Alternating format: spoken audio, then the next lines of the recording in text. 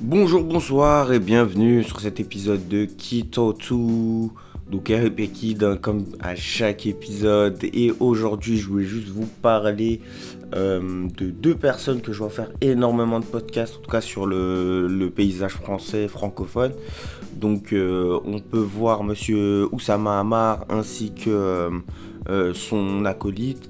Donc leur image est très salie, donc avec plusieurs problèmes qu'ils ont eu les années précédentes.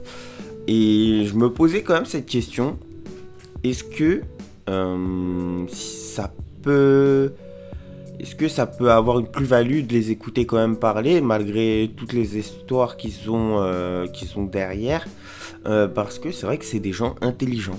Voilà, j'ai pu regarder quelques bouts de leur podcast et même des podcasts en entier.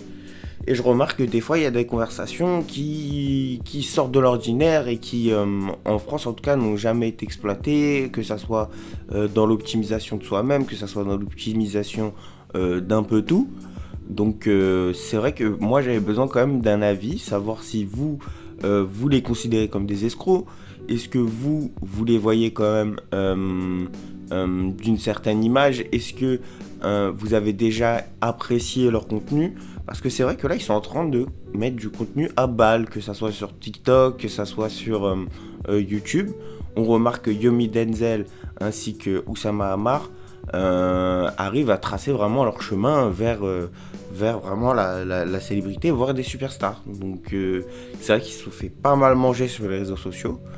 Et je crois que ça leur aura desservi, je pense, pendant un temps. Mais en fait, c'est tellement arrivé à un point que, en fait, ils ont réussi à créer des personnages assez absurdes sur l'évolution de leur business, sur leur façon de voir le monde, etc.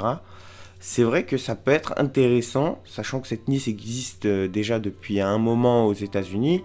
Donc, il y a tout ce qui est Warren Buffett, il y a tout ce qui est Elon Musk, etc. Et eux, en fait, font partie de cet univers et nous ouvrent un peu les portes. Donc, je sais que voler, c'est mal. Voilà, ça faut dire. Mais c'est vrai que derrière, on a affaire à des gens plutôt organisés et plutôt intelligents. Donc moi qui pensais que les escrocs c'était juste de la joute verbale, là on prouve quand même que c'est des gens qui ont un certain fondement et qui ont un certain travail sur eux-mêmes. Donc c'est vrai que cet épisode 6 n'a pas grand sens de faire part à ma série, parce qu'en fait c'est des sujets que je touche pas souvent. Mais c'est vrai que là, j'ai quand même décidé de vous interroger sur tout ça. Parce que c'est vrai que ça pullule. Donc est-ce que c'est un bon moyen quand même d'améliorer ses qualités humaines? Ou alors c'est des idées assez vagues de gens qui essaient de voler un maximum de pognon? Et oui, donc ça c'est pas à moi d'en juger. Je pense que ça doit être soit la justice, soit directement la communauté. Sachant que faire des procès à la place publique, ça plaît bien à Twitter ainsi que les différents réseaux sociaux. Mais c'est vrai que quand même j'arrive à ressentir de la sympathie envers ces mecs, parce que c'est des gens jeunes qui ont ouvert des sociétés, etc. Après, il y a une question que je me dis s'ils avaient tant de casseroles derrière eux, pourquoi ils se permettraient quand même de traîner autant sur les réseaux? Parce que justement, si on a des choses à se reprocher, on essaye d'être le plus discret possible. Donc voilà, donc si l'équipe, vous regardez, vous faites un tour sur YouTube, vous me direz.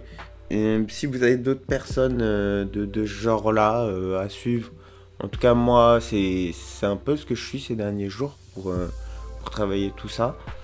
Et donc, je trouve leur manière de présenter quand même leur podcast assez qualitative, et même les discussions à l'intérieur sont assez qualitatives. Donc, allez jeter quand même un petit coup d'œil, faites-vous votre avis, et vous me tenez au courant, vous lâchez un petit like, un commentaire. Moi, je vous dis à la prochaine.